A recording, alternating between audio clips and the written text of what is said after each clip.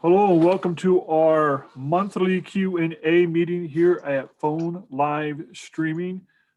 This month we're going to talk about the quality issues you may encounter when broadcasting and things you can do about that.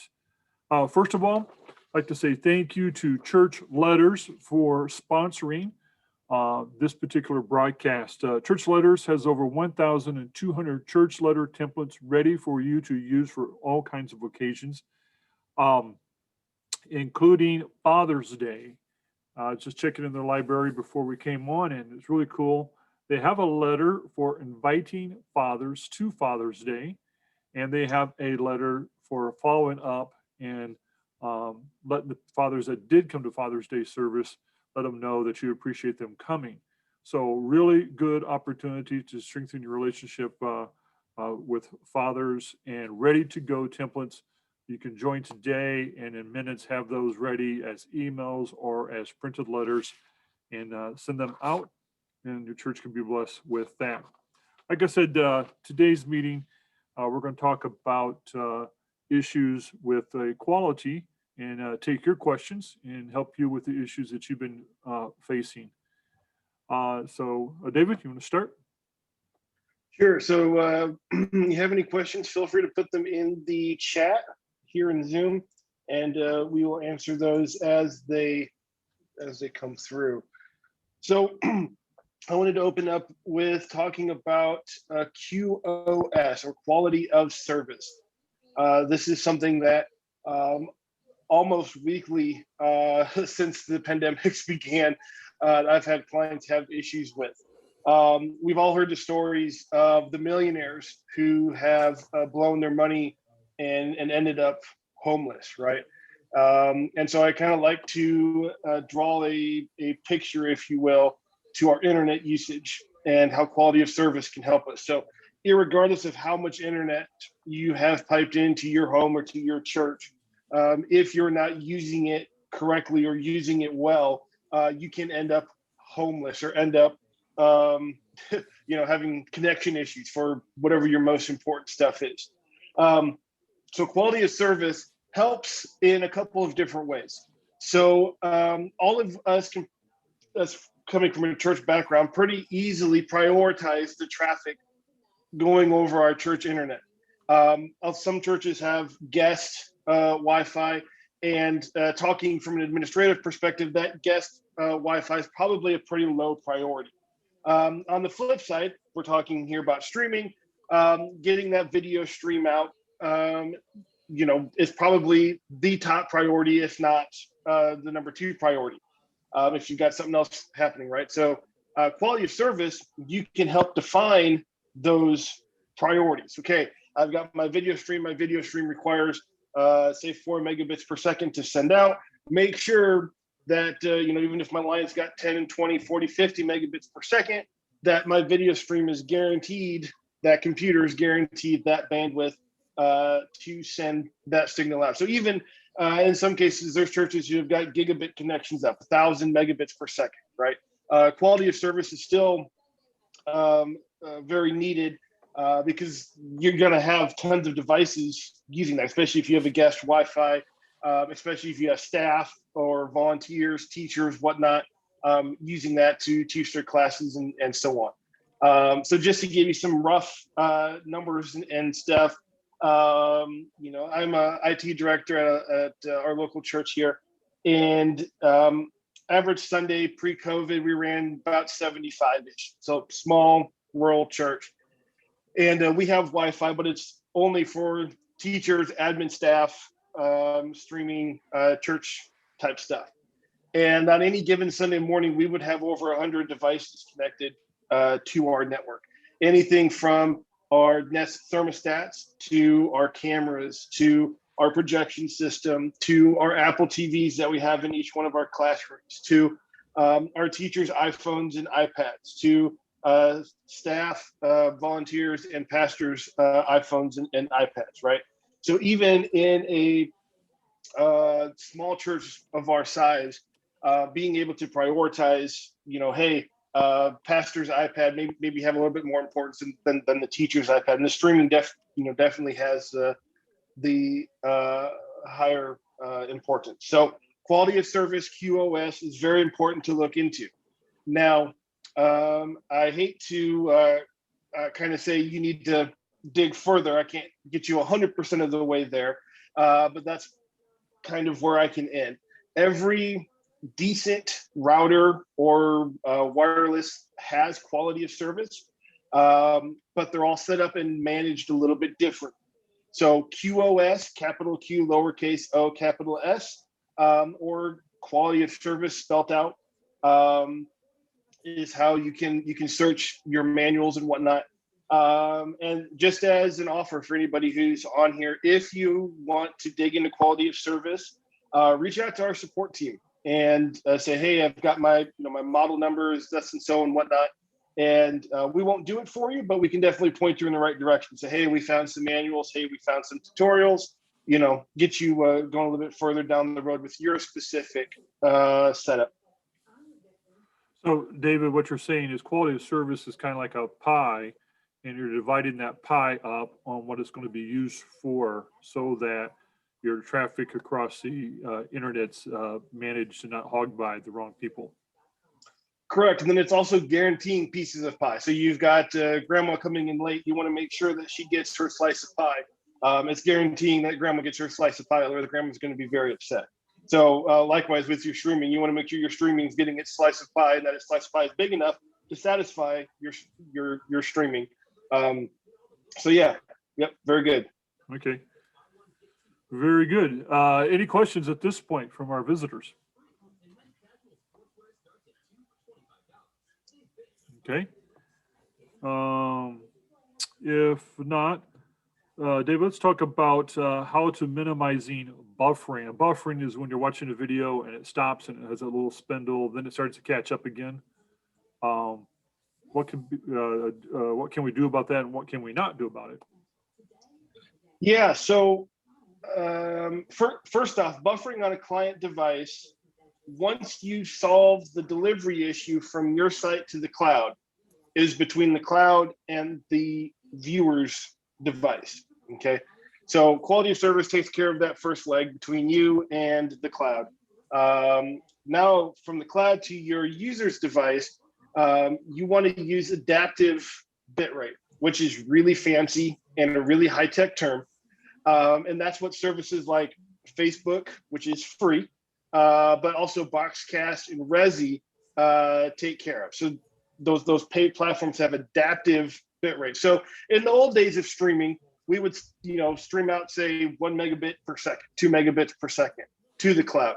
And then the viewers were forced to take in that 2 megabit per second stream, whether they had a full 4K HD wired fiber optics connection and could handle 10 times that, or if they were on a mobile cell phone in the middle of Timbuktu, they were all forced to eat off of the same 2 megabit per second connection. So with adaptive bitrate, and then again, this is what like Facebook, Boxcast, Resi, YouTube, these kinds of platforms take care of, is it says, okay, they're on a 4K TV with fiber optics, they've got all the bells and whistles, we can send them a 12 megabit per second connection, get all the quality and the details and the audio and stuff just right because their connection can handle it. So let's send viewer A the highest quality signal we have, and viewer B has the cell phone in the middle of Timbuktu with quality issues. Let's send them, let's say a 144p signal or a very low quality signal, just so that they can keep hearing, and maybe a very minimal picture, but it will continue to be live and reduce those buffering wheels. And so getting a service like I said, Boxcast, Resi, Facebook, YouTube, I think ChurchStream does it. There's a number of platforms out there that handle this adaptive bitrate piece. And that's what takes care of delivering the appropriate signal from the cloud to your viewer. And there's articles out there, like I think Resi has an article, like after the second buffering wheel, a big percentage of people drop off. And so making sure you have a platform that has adaptive bitrate, and most of them do nowadays, is a pretty big deal to make sure that buffering wheel doesn't hit your viewer. Okay. So if I'm streaming to YouTube or Facebook, those platforms will take care of adaptive bitrate. I don't have to be very smart, just plug in and go. Correct. But my encoder, if I have my own device from broadcasting from straight to my own website, I may not have adaptive bitrate, right? And two of the premium ones that we work with that we know that do an excellent job at this is Resi, that's RESI, and Boxcast. By using those devices, they're going to take care of that adaptive bitrate for you so that people watching it, your video straight from your website have minimal experience with buffering. And there may be others as well. What are some of the causes and possible solutions for the video signal totally dropping? So you could go on the provider side, the platform side, or the cloud. So I think it was, what was it, not 6 months, maybe 4 months ago, Google had a massive outage, or not Google, but they're one of their backbones, CenturyLink, had a massive outage, right? And there's nothing churches could do about that. That didn't have a backup plan, right? So if you're counting on your internet provider to get out to, your platform, Google, Boxcast, Resi, whatnot, that kind of stuff happens, right? But if you have the resources and if your stream is important enough, having a backup is a really good idea. Backup internet connection. Now, backup internet connection, there's 101 different ways to cut the pie. Some people, so in most locales that you've got cable, you've got fiber, you've got DSL, and you can mostly get a different provider for each one of those, and they have different networks. So one of the options is if you've got, say DSL run to your church, is look at getting, say, a cable service run to your church. And that would give you, a DSL service and a cable service. You'd have two internet bills, but it would give you two separate internet connections to be able to utilize to stream over. You can also go cellular. That's a very popular option. Using like AT&T or Verizon. Those are very expensive when they're used. You get charged per gigabyte for most of those, but they seem to be a decent backup that a lot of people like to use. Now you'll also have to have with your router be able to have dual WAN, dual WAN, and what that will do is it'll load balance or it'll fail over depending on your setup to a secondary internet provider. Now, that's all fancy and expensive and all that kind of stuff, okay? I'm a small rural church type guy. The solution that I use, okay, is I have a hotspot on my iPhone, right? It comes with my iPhone plan. And so if something goes down at the church, I can put my hotspot on my iPhone, connect my streaming computer, connect, the few basic things that I need to that, and stream, right? Doesn't cost me very much, if anything. It's just using my personal hotspot.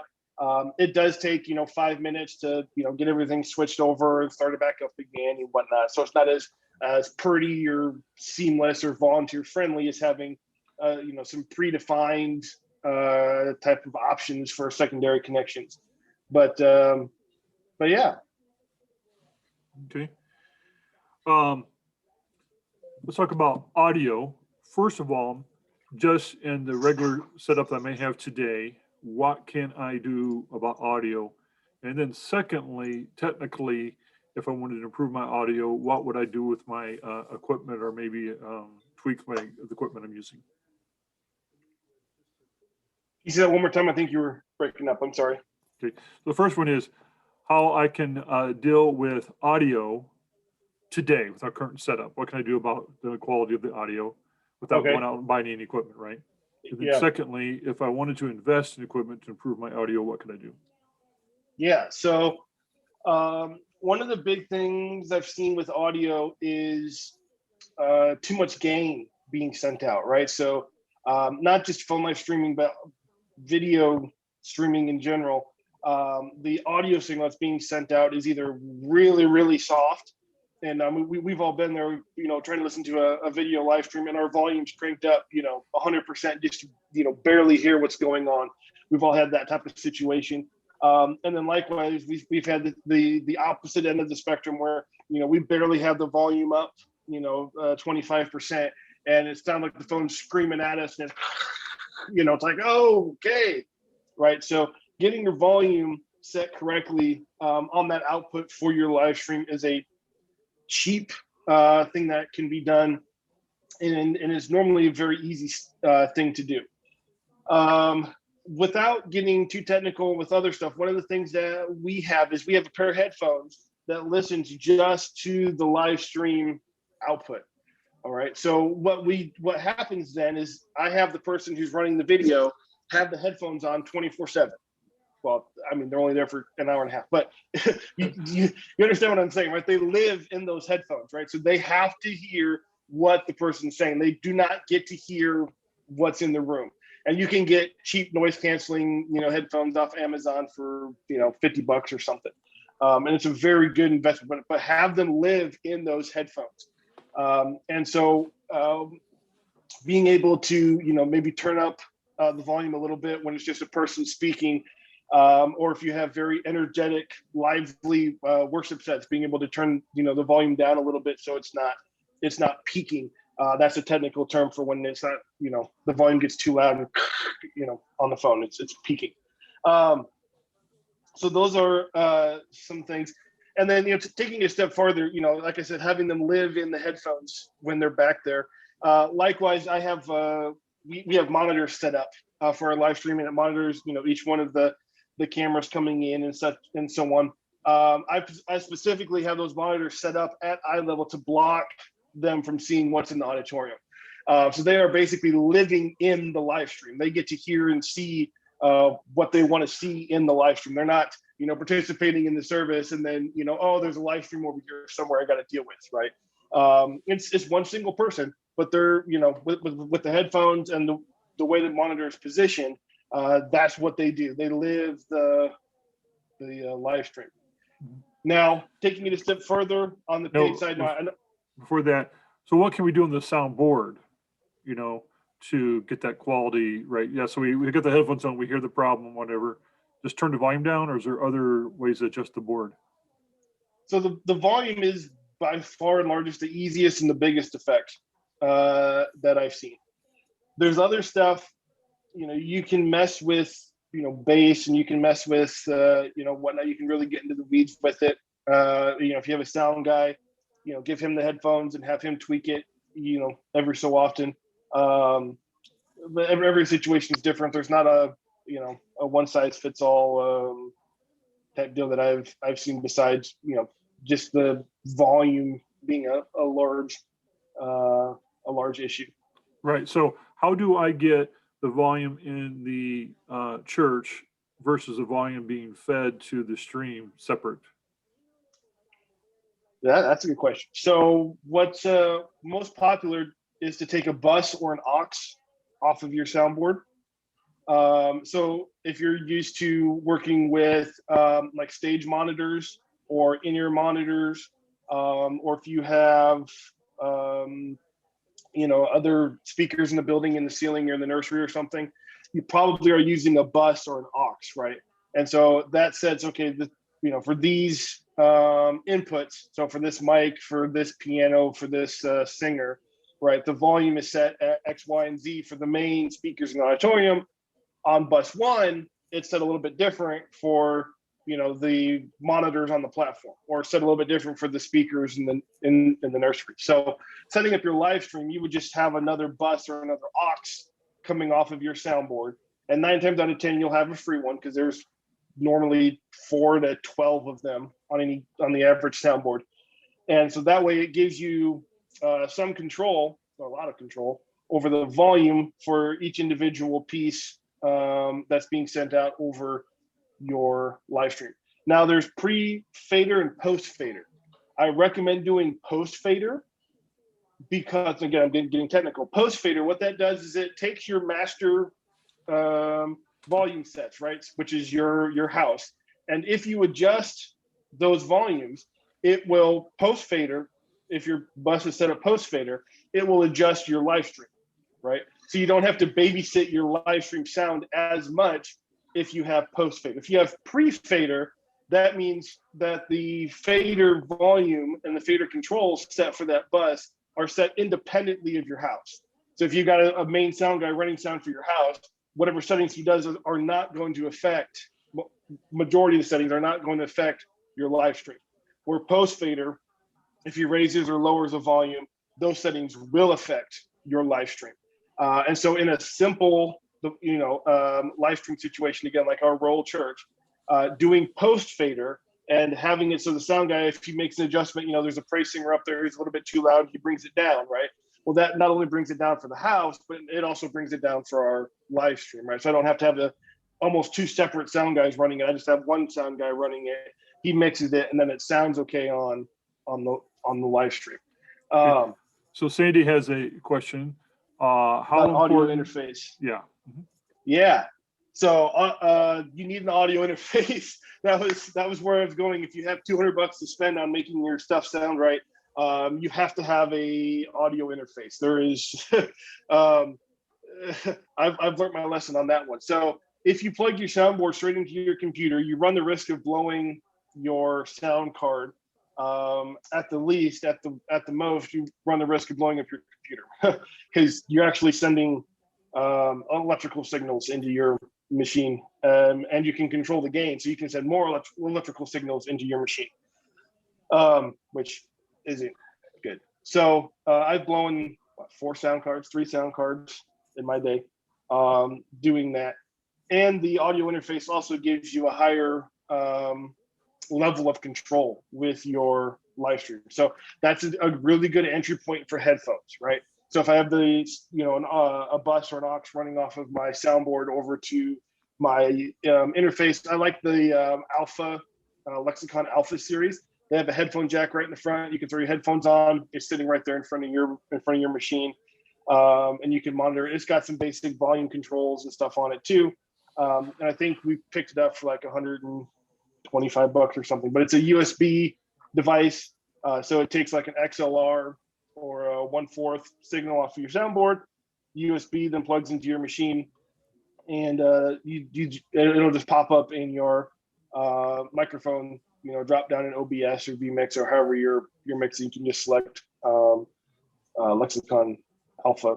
But highly recommend. And like I said, about 125, 150-ish. I recommend looking on eBay for them. You can get a couple of them off Amazon too. Yeah. So just take a little bit slower. So this audio interface is a little box, little probably smaller than a brick.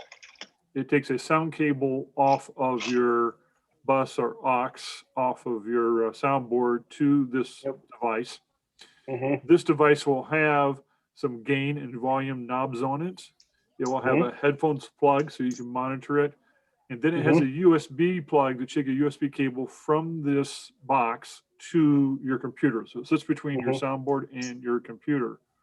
Yep. On your computer, it shows up as a microphone option. So whatever you're using to broadcast with, you got to make sure that you choose that microphone option, not the one that's built into the computer. And then you've got really nice clean sound. And because now the signal is digital instead of analog, the quality of it goes way up. And you don't blow soundboards and stuff. So between $100 and $200.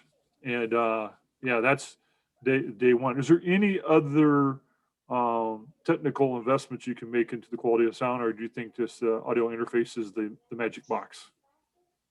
So so number one would be a good pair of headphones, because then you can actually listen. What's the live stream sounding like? In the very early days, and we still do it somewhat today too, is monitoring from an iPhone or a tablet, right? So we broadcast to Facebook. It's one of the places we broadcast to. So we actually have a tablet back there with headphones. What does it actually sound like coming across? What's the person actually hearing?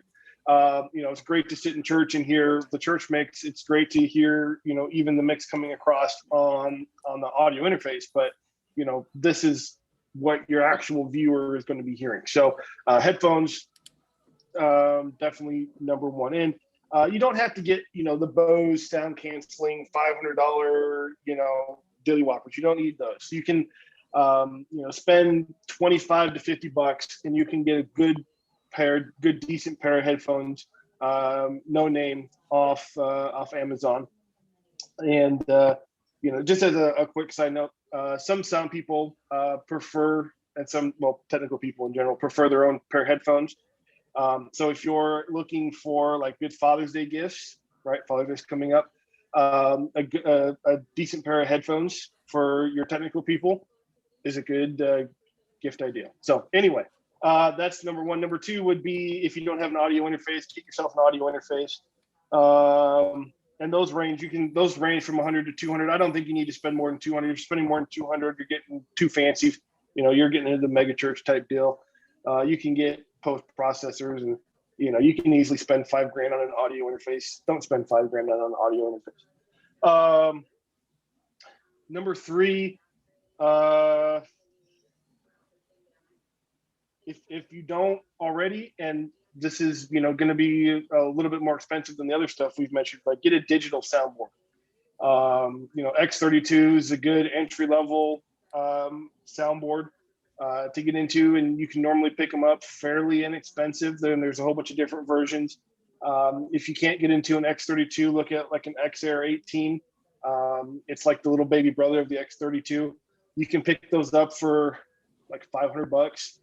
It's a nice rack mount. It's digital. It gives you like an iPad interface, but get you a digital soundboard. It'll change a lot of stuff for the better.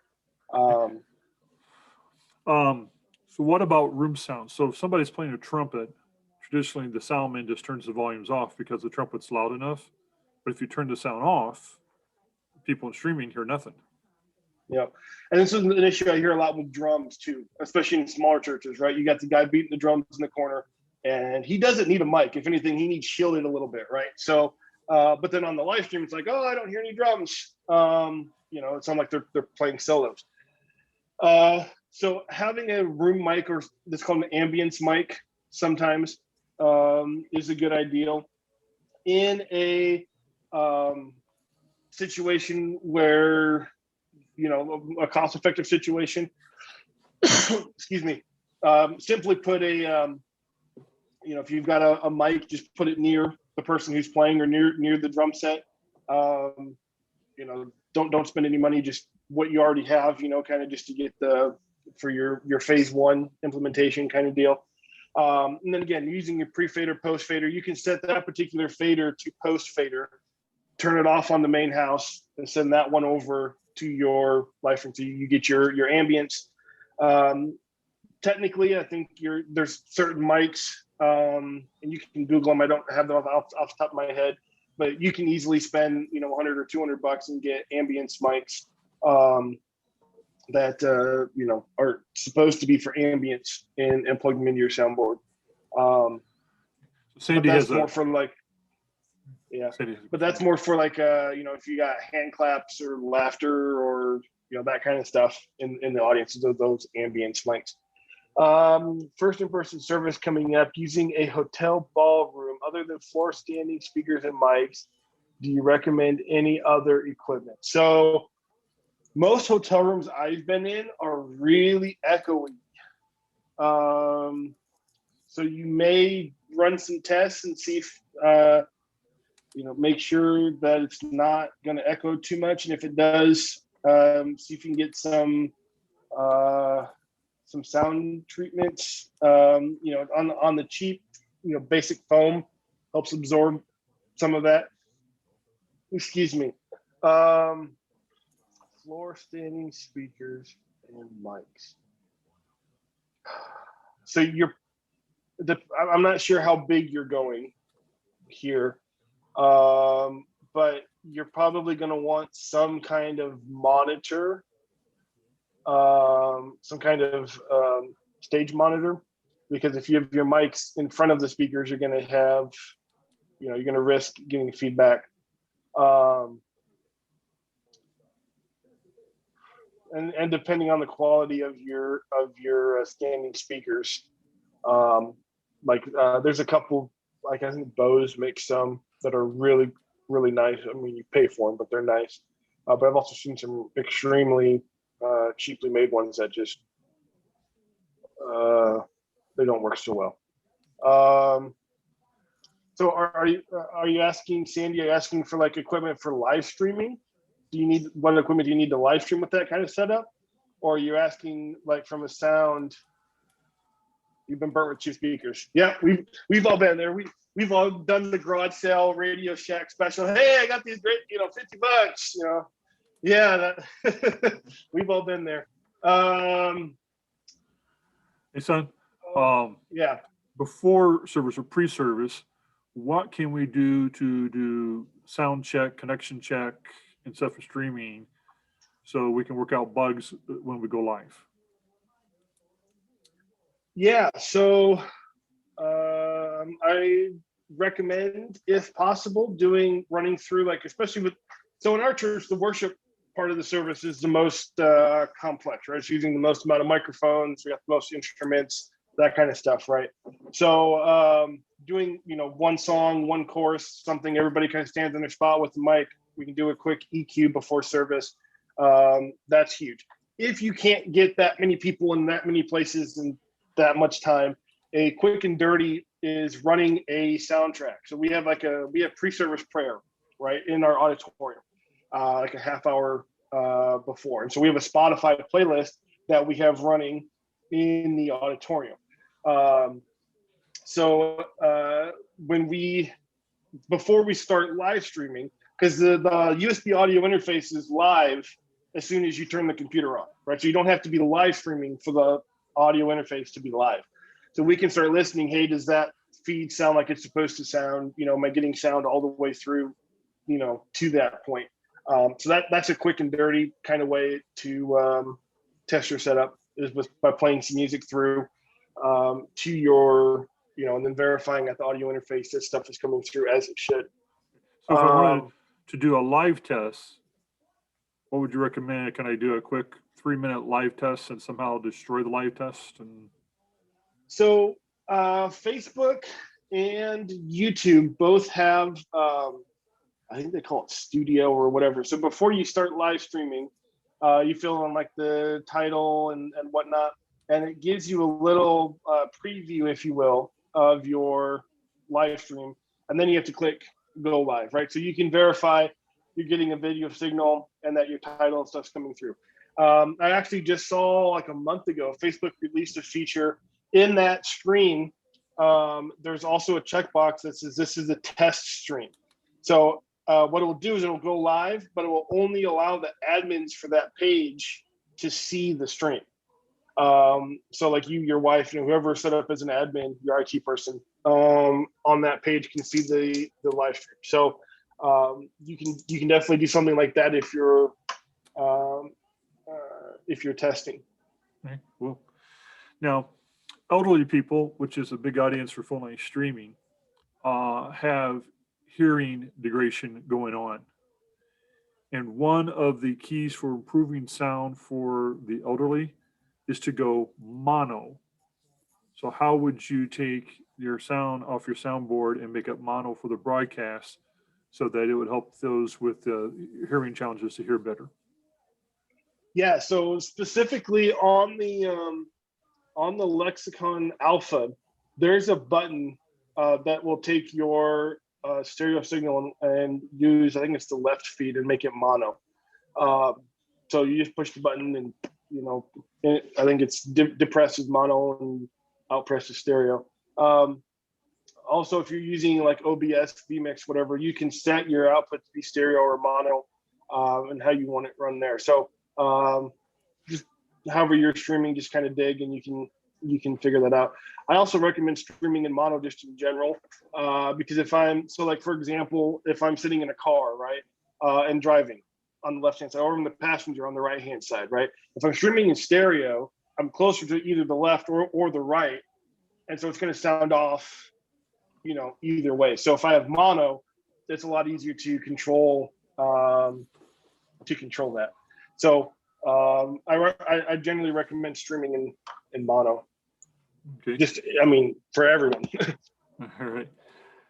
All right. Unless there's more questions, the last question I have here for you, son, is we do our best. We got there and we stream. We have these problems. We address them the best that we can, and people still complain. What is some recommendations you might have to maybe guide those people that are complaining and address them? Yeah. So tell them thank you for their complaints.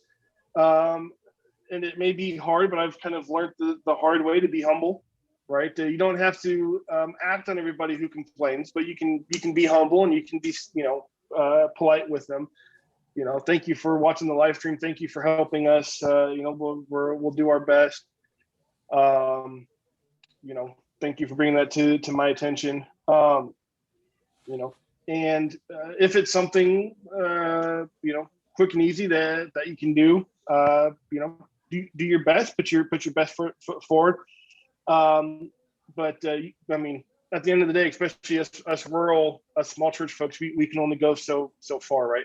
We're not going to get a full 4K signal out of our church to make the big screen viewers happy.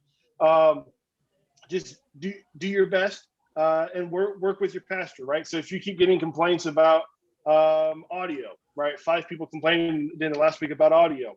Hey, pastor, if we put $500 here and get these audio devices, we may be able to increase our audio. And I've had these 5 people complain, and here's some options, right?